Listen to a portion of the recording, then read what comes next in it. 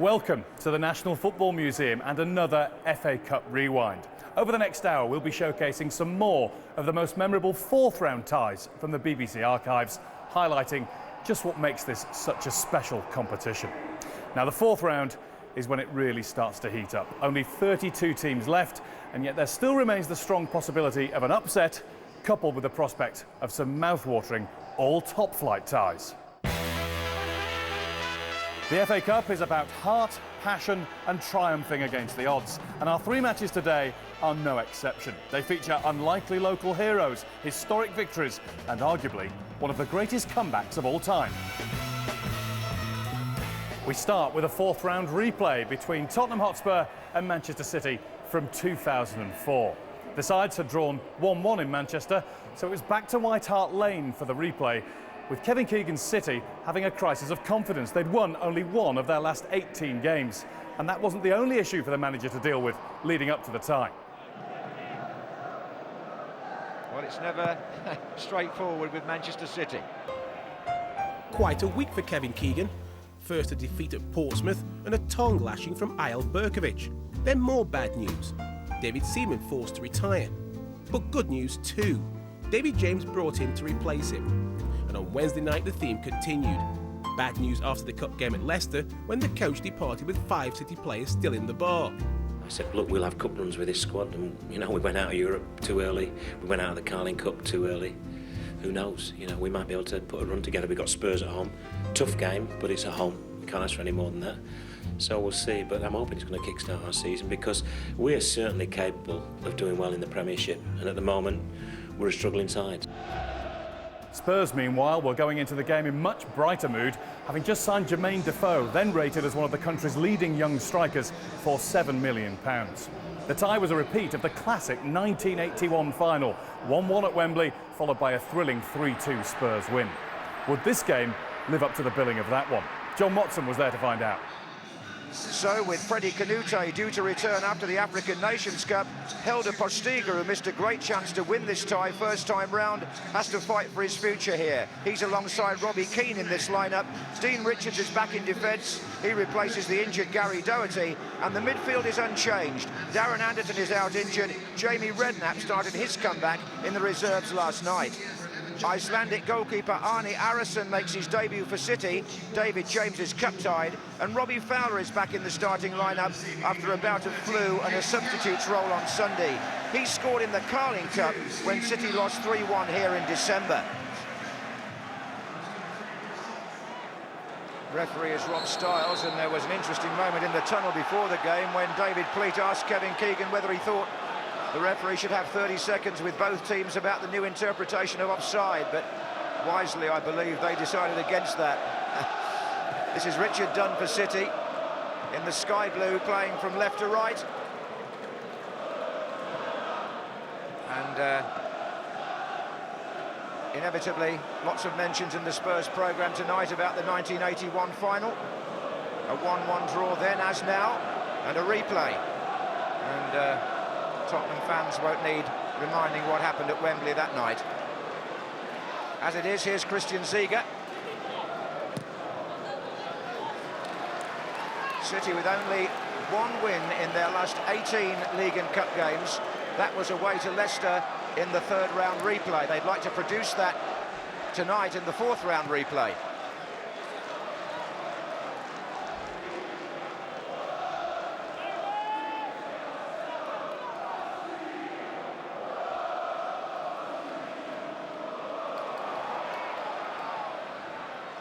This is Sun Ji-hai.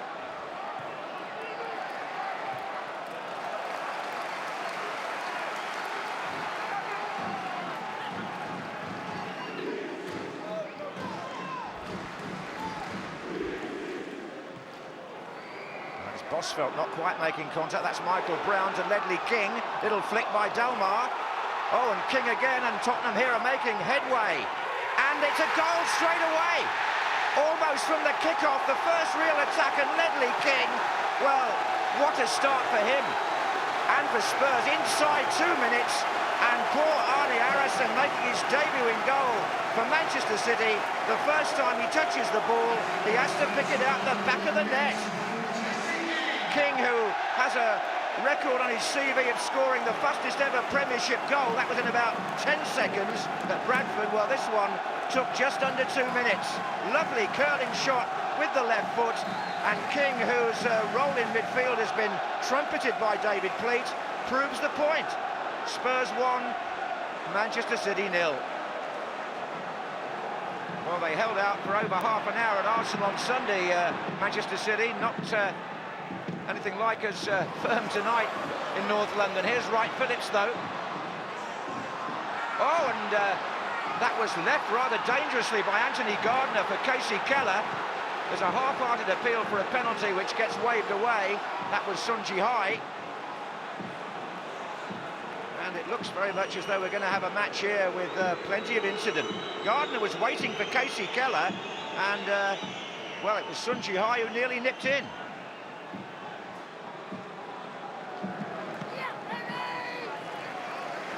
So only 9 minutes gone, and a hamstring injury to Helder Postiga brings on Gus Poyet, who was sent off against Crystal Palace in the 3rd round and has just served a 3-match ban.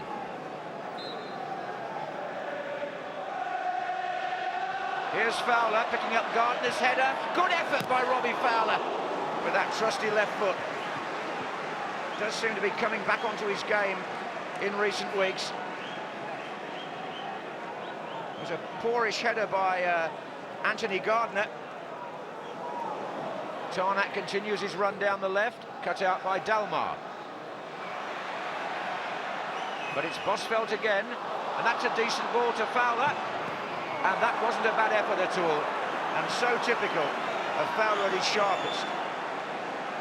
Collected it quickly, and the angle was never anything better than ordinary, and fired across the goal of Casey Keller here. But Fowler looks lively.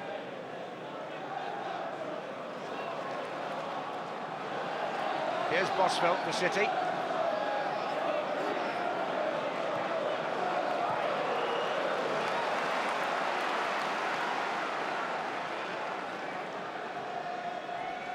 Steve Carr. Dalmar to King. Oh, and that ball from Carr will find Keane in the box, and Robbie Keane has made it Spurs 2, Manchester City 0 in just 19 minutes. What a great ball by Steve Carr. But when Keane's on the prowl, something exciting and unusual sometimes happens.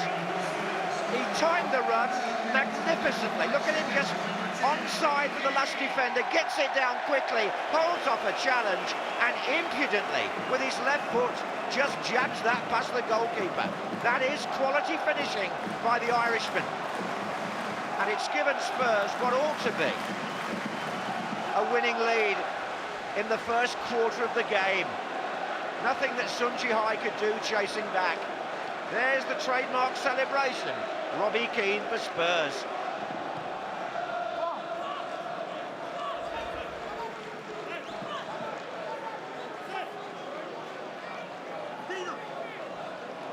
Just wonder whether Anelka's picked up a knock now. Holding his groin, Keegan concerned. And Jonathan Macken warming up. Well, Anelka has wandered off in very different circumstances to those in which he left the field at Arsenal on Sunday, and he's gone down the tunnel. Nothing going right here for Manchester City.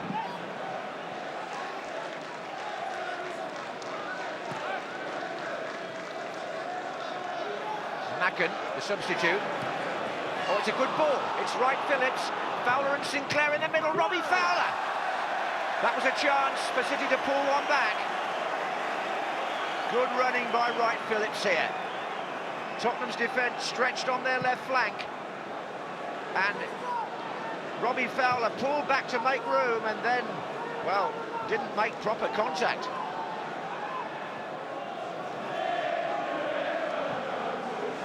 Brown. King.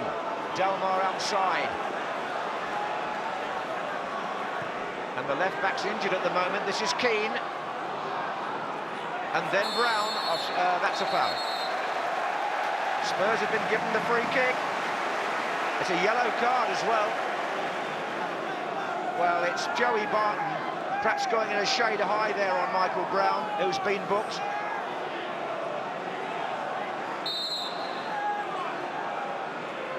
And that's Ziga! Well, he did fancy it. And the German places that superbly and puts Tottenham 3-0 up. Great moment for Christian Ziga, whose career has been so blighted by injury and illness and has really had to work hard to come back. But look at that, well, it was over the goalkeeper's dive, really. It wasn't in the corner. And he's made it more of a one-way first half than it was before. Ziga, who's struck many of those for different clubs across Europe down the years, curls in Tottenham's third goal. And if they make a hash of this now, Spurs, they'll only have themselves to blame. Oh dear, Manchester City, 1 win in 18. Anelka off the pitch injured, 3 goals down. How much worse can this get? Well, it's a first half that will bring a standing ovation from the Tottenham supporters, but it's one that City will want to forget. Back on the pitch, there's a real incident going on. The City players are surrounding referee Rob Styles, presumably complaining about the free kick from which Ziga scored. It was Barton's challenge, and it looks as though Barton, on leaving the field, may have got a second yellow card, in which case that becomes a red, and City would be down to 10 in the second half. The score, Spurs 3, Manchester City 0.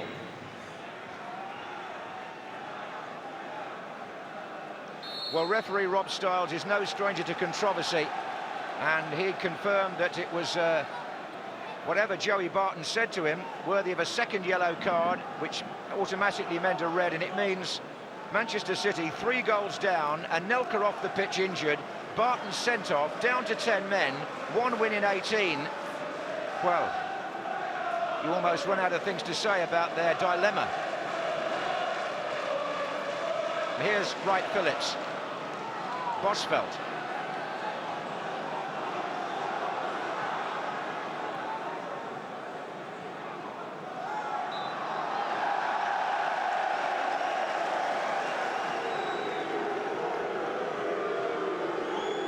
Tarnack will take the free kick for Manchester City.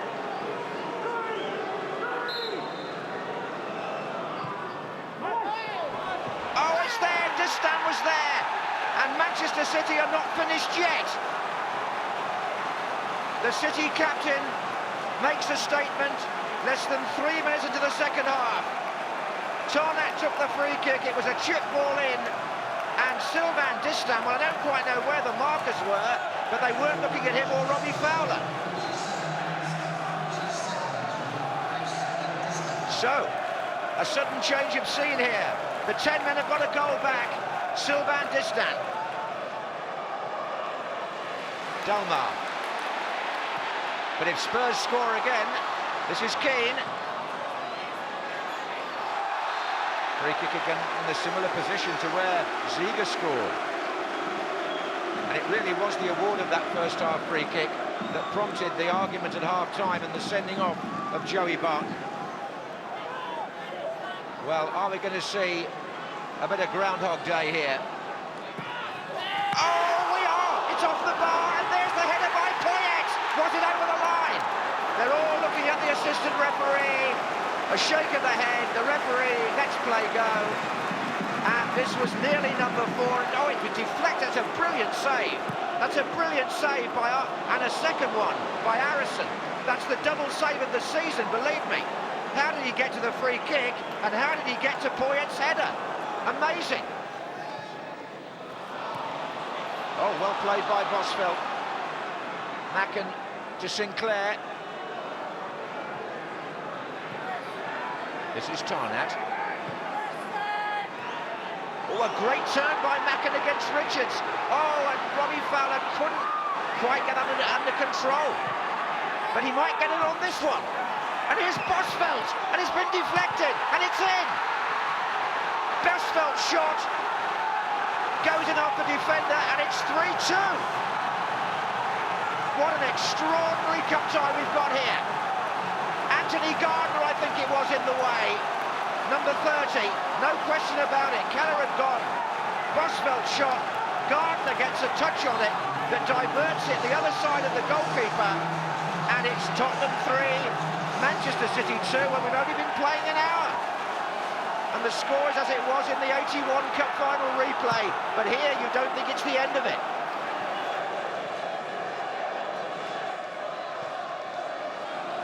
Carr. It's a foul now on Dalmar. Davis. This is King. And Keane's touch. Oh, what a good effort. Gus Poyet. That was more like it from Spurs, more like the first half. Not the easiest one there for Keane to control. Poyet gets brought down. Distan, the player involved, there on the ground.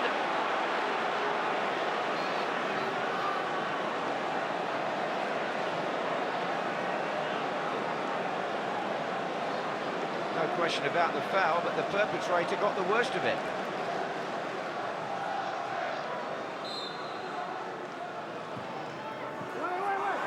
Oh, and they left him for a good save. It was Poyet's header, brilliantly turned aside by Harrison. Steve McManaman has been called into the action only belatedly recently, but he must get a chance now.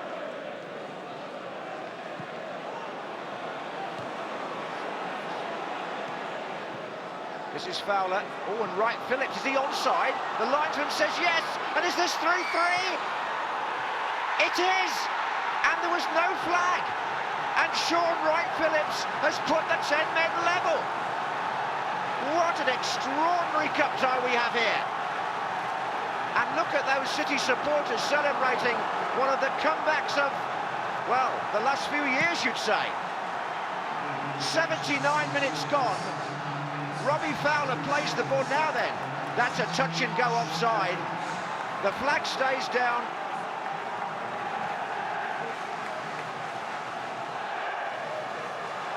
We're in the last 3 minutes of normal time here at White Hart Lane. Tottenham 3, Manchester City 3.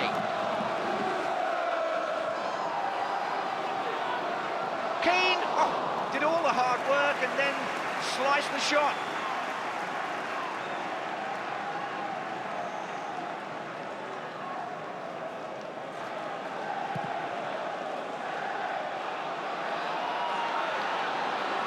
Brown.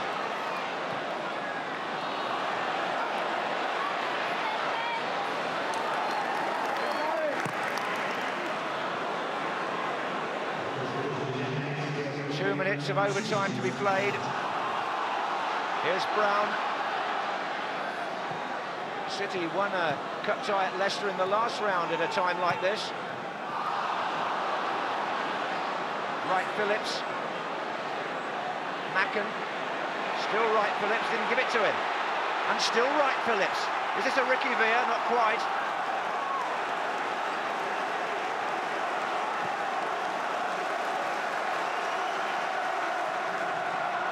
Jackson.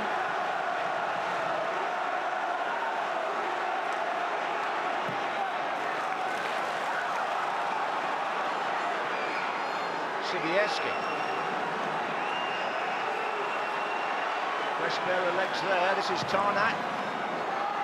Macken's coming in. He scored! Oh, astonishing! Would you possibly have believed this? It's the 91st minute, and Jonathan Macken has made it 4-3 to Manchester City, and almost certainly knocked Spurs out of the FA Cup and ensured a Manchester derby. I don't think Sun Ji-hai can believe it. Never mind Tottenham, it's Sibieski here. And then it's Tarnat, and Jonathan Macken, tugged though he was, guides his header the other side of Casey Keller, and here we have one of the great FA Cup comebacks of the modern era. Manchester City have come from 3-0 down to lead 4-3, and Keegan the Conjurer is off the bench as the referee, Rob Stiles, restarts the game, and there can only be seconds left here at White Hart Lane.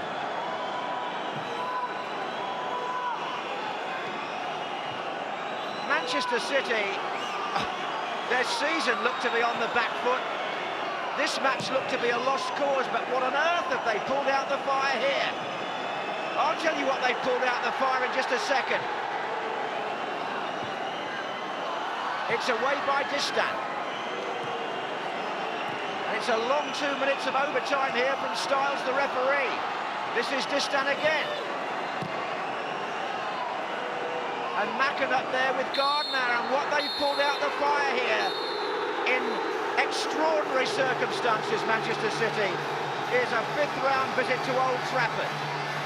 But what an evening.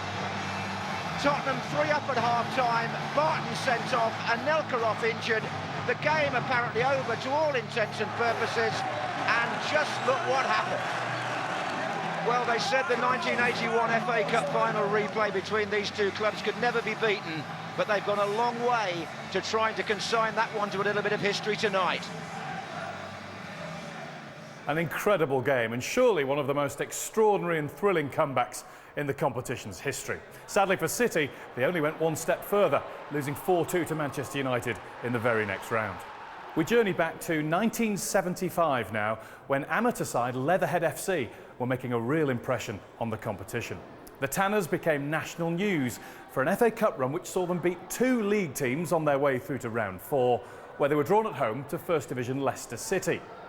Their stylish play was attracting attention, and so was Maverick striker Chris Kelly, the undoubted star of the side. Now, Kelly enjoyed the limelight, and he earned himself the nickname from the press, the Leatherhead Lip, for his readiness to talk up the team. Now, back with me now in our Match of the Day studio here, we welcome Chris Kelly, who scored the goal for Leatherhead, which knocked out Brighton. Could you describe that goal? Oh, crikey. I don't think so. No? Too good? No, it's magic. The reporters at Brighton said that it was the best goal seen on the Golston Road ground for years. Oh, I should think it was, yeah. Well, go on, do it. You did a bit better than that early on. You've gone very quiet now. It was a shuffle. I did a double shuffle, which I've been practising for this game. And the old centre-half, he was backing off, and I give him a little bit, and he wobbled. He wobbled? He wobbled, and I just got in and flashed it in. You're a great admirer of Muhammad Ali, oh, are you? Yeah. So you've got your own kind of shuffle. Yeah, I've developed a new one. I'm going to have to think of something new for Leicester. I think I'll wear white tassels on my boots, something like that. I mean. For an extrovert like Chris Kelly, the 4th round of the FA Cup is simply a pleasant change from the everyday reality of life in non-league football. But for the mere mortals among Leatherhead's team of part-time players, today's match against First Division Leicester will be perhaps the highlight of their football careers. Even for players like goalkeeper John Swannell, who has 61 caps as an England amateur international. And Leatherhead will need all of Kelly's cheek and Swannell's experience to lift themselves from the level of pitches like this to a 4th round FA Cup tie. We're going to go up there and enjoy ourselves, and we're looking forward to playing on a First Division pitch with a First Division crowd. The game had been switched to Leicester's Filbert Street at the request of Tanner's management, and a crowd of 32,000 were there to see if the Lip would be true to his words. Motti delivered his. Fitting that Leatherhead's John Swannell, England's most capped amateur goalkeeper, should appear on the ground where 2 of our most famous professional international goalkeepers, Gordon Banks and Peter Shilton, each made their name. Swannell takes his place in an unchanged Leatherhead side. Peter McGillicuddy, the number 6, has passed a fitness test. And at number 9, there's Chris Kelly, the man whose goal beat Brighton, and the man whose talk has given an added edge to this intriguing tie. Leicester haven't allowed Kelly's taunts to upset them. Indeed, they allowed Leatherhead to use their training ground yesterday. The news from their team is that Keith Weller is now off the transfer list, but Jeff Blockley, their new signing, is not eligible for this round, so they're unchanged. The face of the Leatherhead manager, Billy Miller, just poking out there from the trainer's bench. Been in charge of the team for 10 years. So this classic David and Goliath battle about to get underway. Leatherhead the side to kick off. And should you be watching this match in black and white, Leicester are wearing the white stockings and Letherhead have the darker socks. They're playing from the right, the amateur side, in the first half. Woofenden tried to find Kelly. Here's cross for Leicester. Letherhead, of course, originally drawn at home, have switched the tie to Filbert Street. And there goes Steve Earle for Leicester. And the bounce of the ball almost confusing the defenders. A very sticky top. There's so much rain has fallen. The pitch is bound to cut up.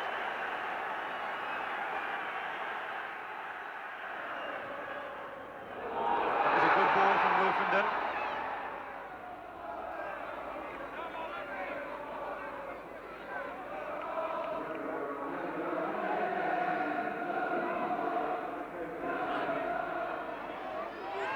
Letherhead are well prepared tactically. They've had Leicester watch very closely. But this is Earle. We've got round Cooper then. And Weller couldn't make it.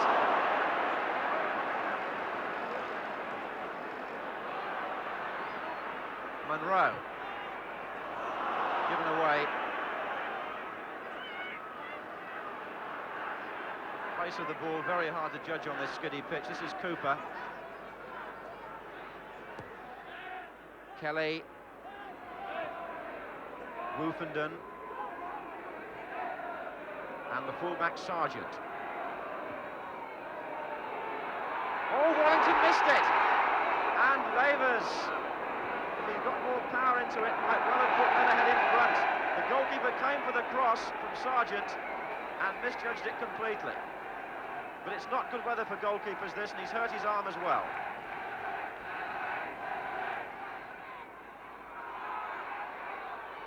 And Leicester uncertain at the back. That was Lavers, McGillicuddy, and it's there! The Amateurs have taken the lead through Peter McGillicuddy, the man who very nearly didn't play. 12 minutes gone, and the shock result is on.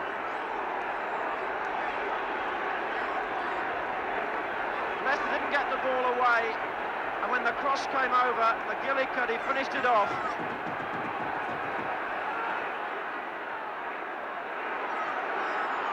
So Letherhead, the side who've put 2 league clubs out already, are threatening to strike a third and even more staggering blow. Here's Glover for Leicester.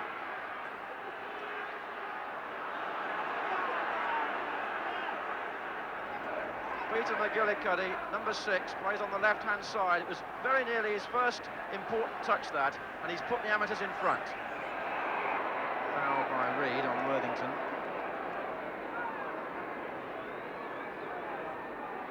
Birchinall finds Glover. A good cross again, but Swallow came well.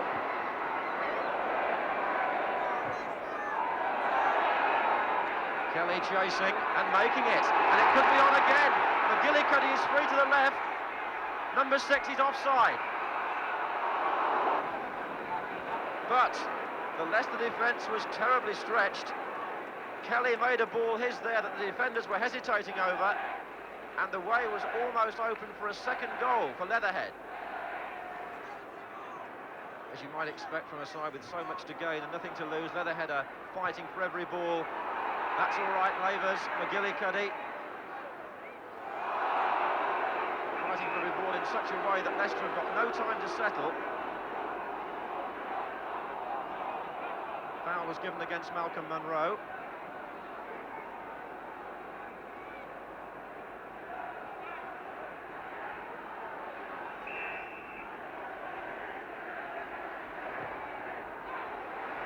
Kelly got there.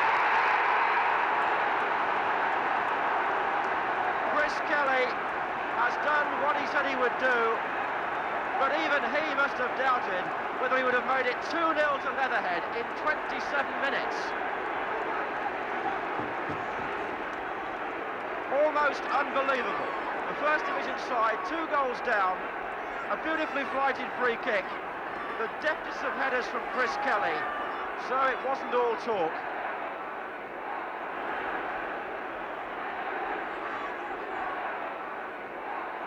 And here's Lavers for Letherhead. Leicester now in each other's way, and their morale for the moment is broken. Here's Earl.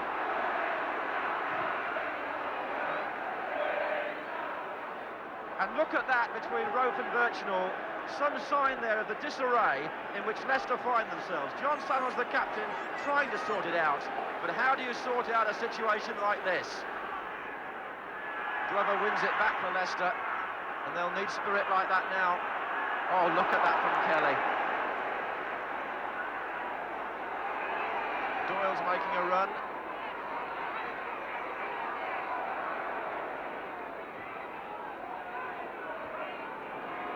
Cooper knocks it off to Reed so confidently.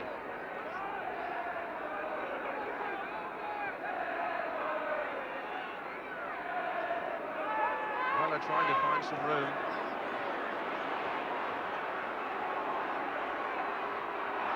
Harry Webb's tackle. And you would never think you were watching an amateur side. A side of part-timers, and there goes Kelly.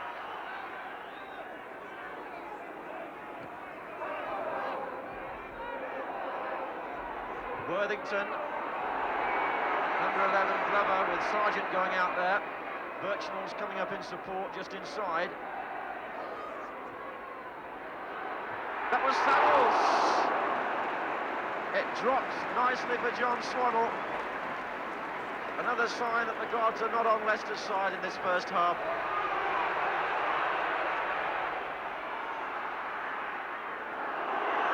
Important challenge that from Dave Reed.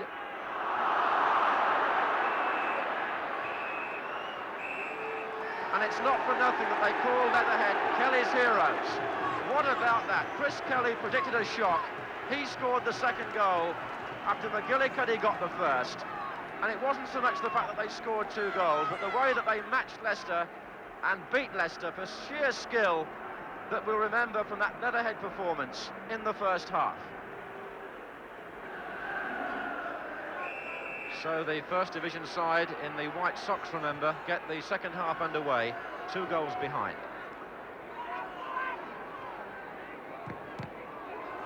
Must have been one of the most difficult team talks, I should think, for Jimmy Bloomfield to give at half-time.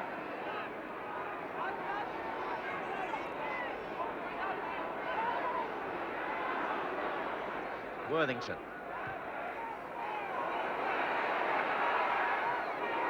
Swannell has looked calm and unmoved all the way through. You can understand the feelings that must be going on behind that face of Jimmy Bloomfield, the Leicester manager. Times Leicester are making it easy for the amateurs. That's Kelly chasing cross. Oh my word! This could be 3 if he does the shuffle.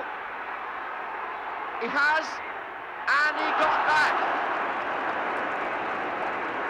Well, that would surely have settled it. But Munro got back after Kelly had beaten everybody, including the goalkeeper. Steve Earle. Now Weller. Whitworth will go up on the right. 3 in the middle for him. Yes! Samuels!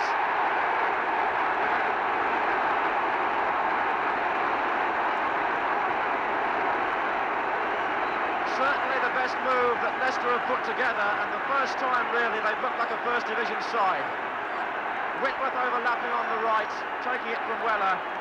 A good cross, and John Samuels scoring only his 2nd goal of the season. But how vital that goal might be for Leicester City.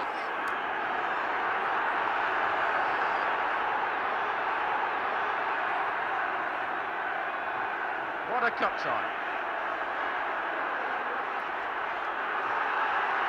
Cross for Leicester, and things might change now.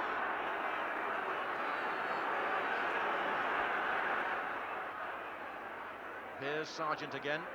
Kelly wants it just inside.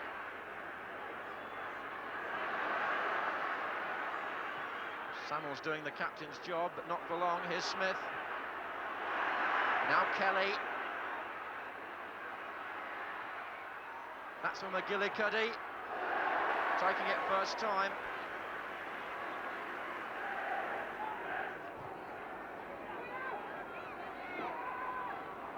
Here's Samuels. Weller. Oh, and Doyle, not quite sure who was behind him. This is Worthington. And a corner.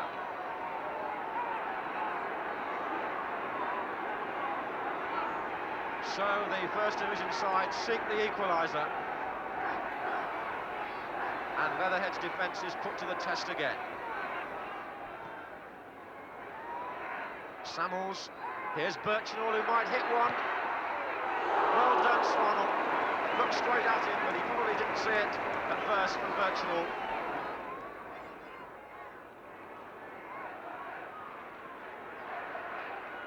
Cut and thrust now in the middle of the field, but Leatherhead still giving as good as they're getting. This is Kelly. But Whitworth for Leicester to Worthington.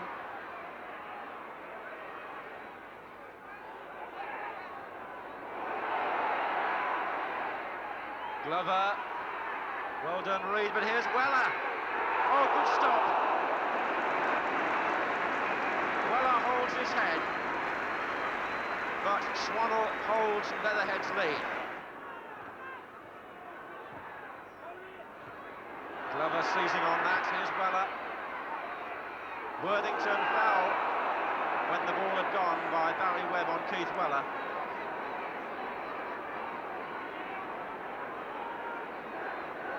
So this could be a tense moment for Leatherhead. Worthington, of course, can strike them with his left foot.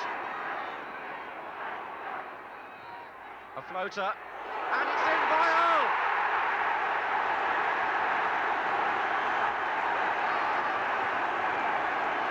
Relief for Leicester and bitter disappointment for Leatherhead. The free kick by Worthington curled round the wall. Swanell got to it, couldn't hold it, and Steve Earle put it in.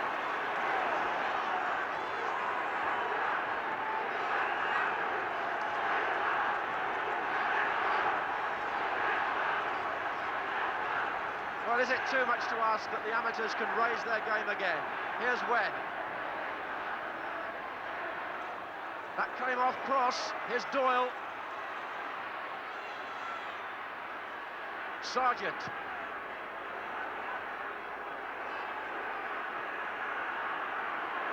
Number 9, Kelly.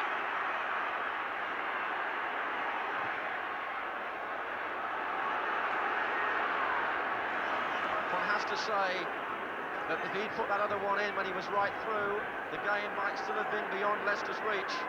As it is, it's 2-2 now. Here's Earl.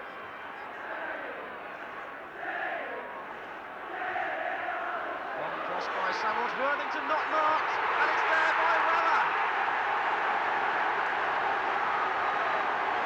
For once, Leatherhead there were really pulled apart. Their marking wasn't good from the cross. Worthington all alone, knocked it down, and Keith Weller doesn't miss those. The fairy tale may be over.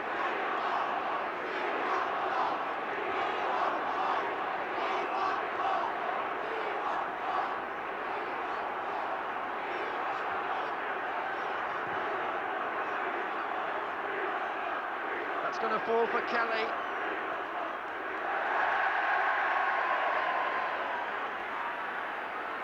What would have happened, I wonder, if he'd made it 3-0?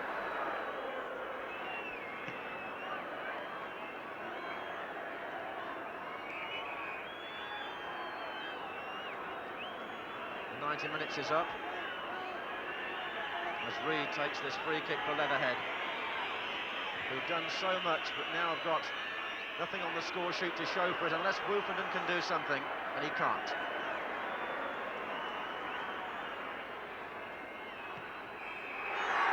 Well, the FA Cup is full of fairy tales, but it's also full of hard luck stories. In the first half we had a fairy tale, but in the second half Leicester came strong, got level, and then Keith Weller, with his first goal since August, got them back into a winning position just 11 minutes from the end.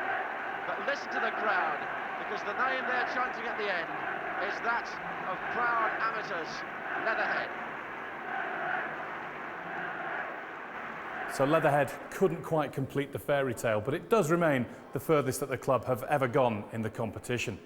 Our last tie today features another David versus Goliath contest in which a team from the lower leagues takes on and tries to beat one of the best around. And that was the task in 1990 for Joe Jordan's 3rd Division Bristol City as they faced 1st Division Chelsea. The Blues had every reason to be confident, boasting in their squad several previous FA Cup winners and a prolific goalscorer in England international Kerry Dixon, whose goals had twice helped Chelsea win the 2nd Division title. Talking us through the game is Tony Gubber. It's a fine view of the Clifton Suspension Bridge, but it shouldn't distract Chelsea from the importance of today's visit to Bristol. It's 8 years since Chelsea have survived beyond this 4th round, and there was considerable relief when a midweek Zenith Cup tie enabled captain Graham Roberts to complete a 2-match ban and so return to the team for what looks the trickiest tie of the round. Kerry Dixon's recent form has renewed calls for his return to the England squad, but 3rd Division Bristol City have their own goalscorer who demands respect. Bob Taylor's 17 goals in 28 games includes 1 in each round of the FA Cup, and he's supported by a City side top of Division 3 and at full strength. Referee David Phillips of Barnsley starts the match. Bristol City in the red shirts attacking the goal to the right. And an early touch for Ronnie Sinclair. Chelsea will be conscious of being dumped out of the Littlewoods Cup at Scarborough earlier this season. Chelsea goalkeeper Dave Besant, one of 3 players on the field who've been FA Cup winners. Llewellyn, the right back, quickly pressured by Dorigo. Moncau opts for safety. And Bristol City with a throw. Llewellyn looks for support, finds his captain, Newman. Bumstead for Chelsea. Oh, a good strong tackle by Rennie. It's the 2nd time he's gone in strong. John Bailey. Dorigo, good strong header. Good flick on by Wilson. Dixon hasn't got much support. It's a bit untidy. Gavin, got good pace this boy. Oh, and a good strong tackle, Moncau. Play waved on.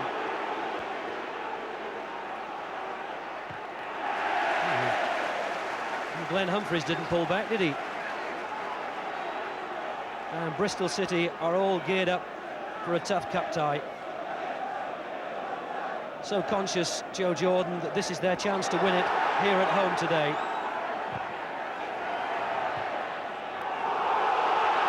And Besant will have to come out of his area. Oh, he didn't find touch. Dorigo shows a little bit of skill and gives it away. Hooked in by Gavin to Turner. And away by Clark. Shelton. Llewellyn. Bristol City keeping possession. Hit from a long way, and it's worth doing. Oh, they've missed it. They've all missed it. And it's in. 4 minutes. Robbie Turner. What a beginning for 3rd Division Bristol. But what a mistake by Dave Besant.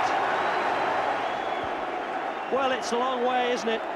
But it's always worth it in these sticky conditions. Besant had it, and then he didn't. Taylor was almost in.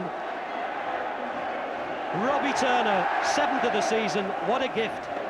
No matter which way you look at this goal, it has to go down as a really bad mistake by Dave Besant. Taylor almost got it, and it was so easy for Turner. Chelsea might question whether Taylor was in an offside position when the ball went in, but the referee had no hesitation. Punted forward by Newman. Again, they're just looking for the pace of Smith. And Clark concedes the throw. And he faces a busy afternoon, Steve Clark, at right back.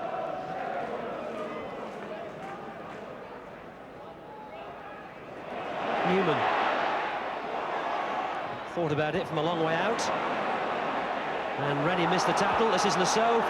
Chelsea have got to play a spare. Dixon. Faced by Llewellyn, who blocked the shot. And once again, Bristol City do a very tidy job. Turner. Oh, well, there wasn't a lot of doubt about that, was there? Robbie Turner face down in the mud, and Mr. Phillips has seen one tackle like that too many from Kenneth Moncau, and he becomes the first player cautioned. Well, at best you'd say it was clumsy. Dorigo. McAllister. Good shot. I think it was Rennie who managed to take the pace off it and made it easier for Sinclair.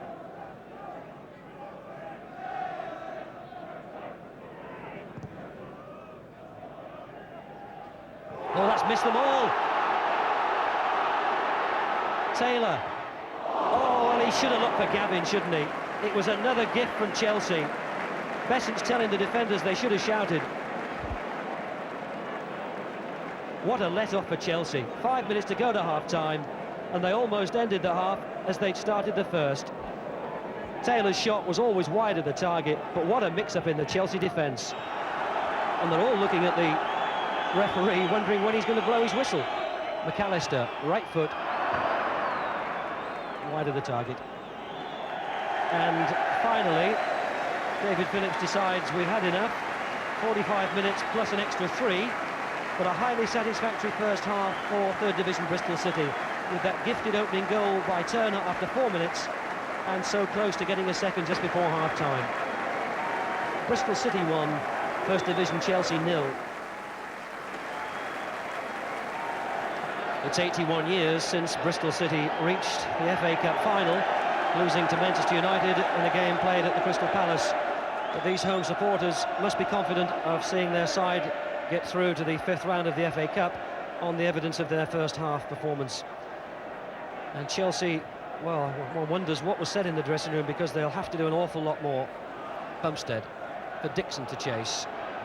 Newman's with him. Llewellyn. Flick on by Gavin. And Moncau, Roberts. Roberts again. Looks for Clark making a forward run. And that's Smith. Back to cover the full-back's foray forward.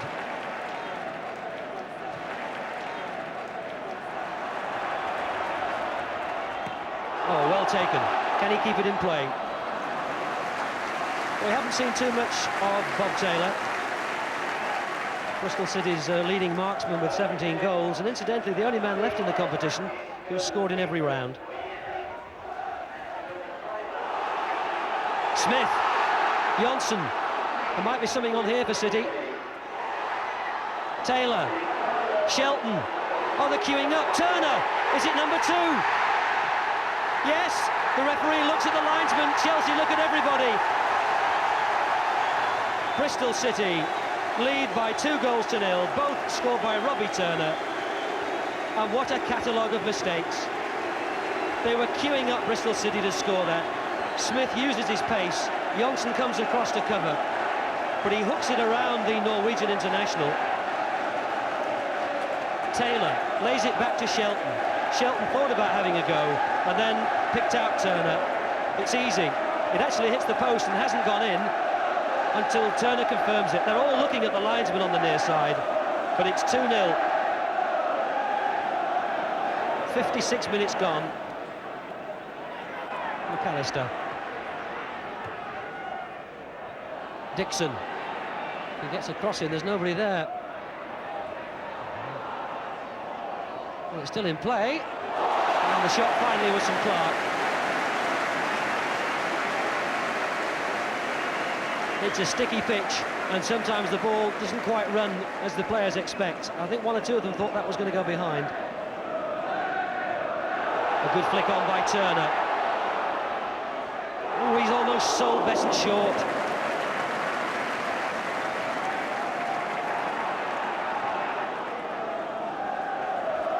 Clark.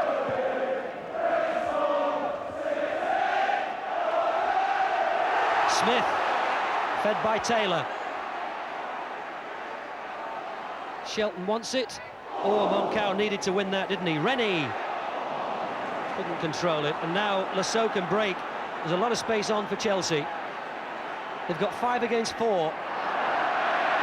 And that was desperate.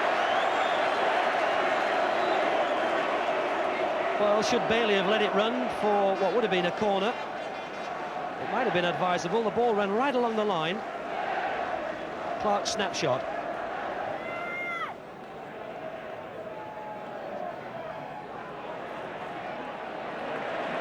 And the linesman gives that to Bristol City.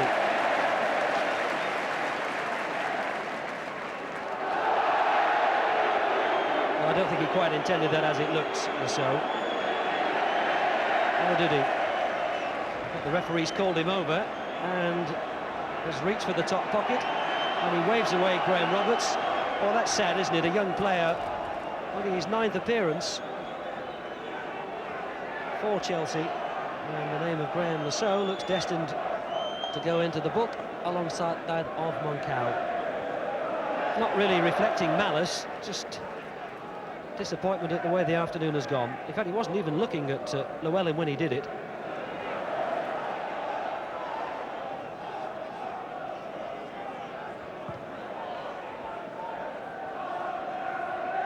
Newman. Bumstead picks up that. McAllister. Oh yes, Wilson. Kevin Wilson pulls a goal back for Chelsea with 7 minutes left and has resurrected the ball and sprinted back to the halfway line, and no wonder that Chelsea want to get on with it. Kevin Wilson's 16th goal of the season. He now equals Kerry Dixon as the top Chelsea marksman with 16, and that was a goal fashioned out of nothing. McAllister's cross in. Wilson had got away from the markers for the first time in the match. A header to beat Sinclair. Well, at 84 minutes gone, Chelsea at least have made the scoreline a little bit more decent, and they've given themselves a glimmer. And some of the fans on that far side were beginning to leave, I'm sure in confidence that Bristol City were through, but it's not over yet.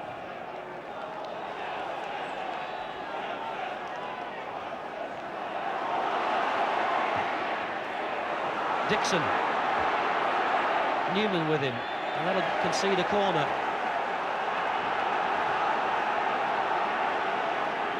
And it may be a last desperate 5 minutes for Bristol City. McAllister to take it. A lot of pointing and a lot of urgent defending required by the 3rd Division side. Bumstead.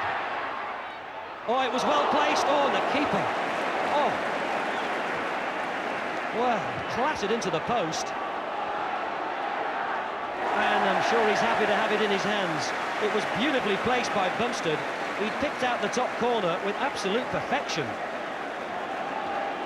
McAllister's corner, it's headed out to Bumstead just outside the penalty area, and he shows real cool presence of mind. It's destined for the far corner. The keeper got his hands to it and lost it. Well, almost decapitated himself against the post. Well, he hasn't scored yet this season, John Bumstead. What a start that would have been. That showed you how brave goalkeepers have got to be. Pushing. Bumstead. And the Chelsea support have finally found their voices. We've not heard a lot from them. Offside.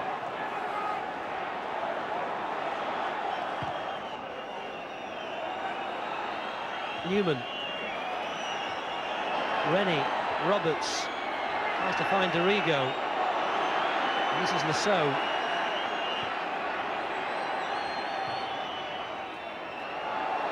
Dixon. Wilson. Oh, keeper saved it. He didn't know where it had gone, but he did enough. And Kevin Wilson, who scored 2 goals in each of the last 2 games, saw the possibility of a second in this match slip away. 3 minutes left, and Chelsea almost got a replay, and they might yet. 14 there is the sub David Lee. And the Bristol support will cheer every diving, clearing header. Chelsea's ball.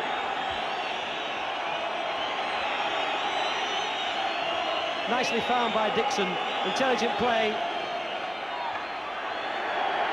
But he saved it. And I wonder how strict he'll be on his timekeeping in the second half, David Phillips. He added almost 3 minutes on to the first half because of stoppages.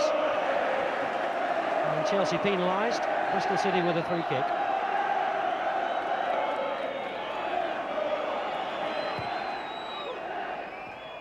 Turner. Turner, is this his hat-trick? He struck it well. This will be it. Gavin.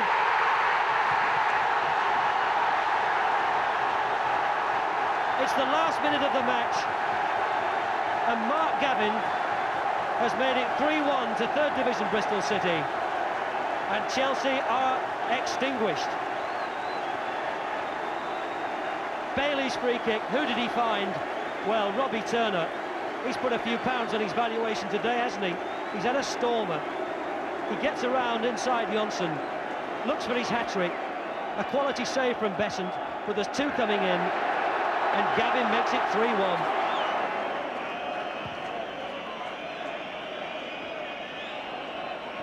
Bailey. Clark. When Chelsea played here in the third round of the FA Cup 41 years ago, they won 3-1. Today the scoreline is reversed. Lasso, and there's the whistle. It's a famous day in the history of Bristol City. They all want the pictures of the manager, Joe Jordan. Robbie Turner will make the pictures in the local papers and the headlines tomorrow. 2 for him, 1 for Mark Gavin, and for Chelsea, they never had a chance. Final scoreline here is Bristol City 3, Chelsea 1, and the celebrations will now begin. A famous win for the Robins, but they themselves were to be on the wrong end of an upset in the very next round, thrashed 5-1 by Cambridge United. And that sums up the beauty of the FA Cup. While some achieve their dreams, others are brought crashing down with a bump. All, though, keep the dream of reaching the final at Wembley. Join us again soon for some more classic cup ties. Goodbye.